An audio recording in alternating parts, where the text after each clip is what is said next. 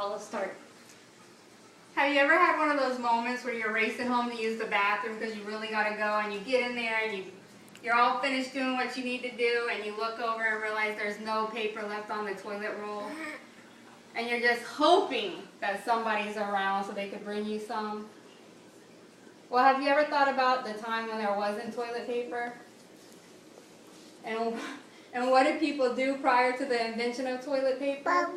I mean, sure, some people, use the common things you might think, like leaves or grass or moss, or anything that was somewhat soft laying around. But then there were some people that used things such as clay, stones, which is what the ancient Greeks used prior to the invention of toilet paper. And the Romans, they used something called spongia, which they actually connected to a stick and left for the next person to use.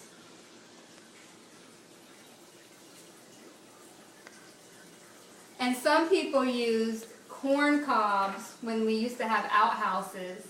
And if you see the sign in the back of this outhouse, it says, please use the red cob first and then the white cob. Not really sure why they would do something like that. And then we had our first attempt at toilet paper. And it was a combination of like a wet nap and a Kleenex. But what it was actually was infused sheets of paper with aloe that came in a Kleenex box that people used. And the inventor of that was Joseph Gayetti. And that happened in 1857. However, his attempt at selling toilet paper was unsuccessful because at that time, talking about toilet paper was a taboo subject, so nobody wanted to advertise the product.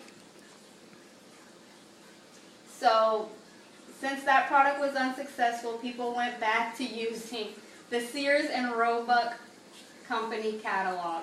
And this is something that I guess this must have been a publication that came out a lot during those times and was just sent to everybody, like a free publication that was pretty big because everywhere they talk about the Sears and Roebuck, and they just used to hang it on a little hook so they could rip the sheets out as they went.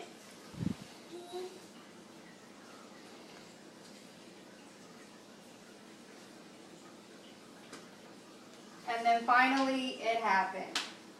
Two brothers by the name of Clarence and E. Irving Scott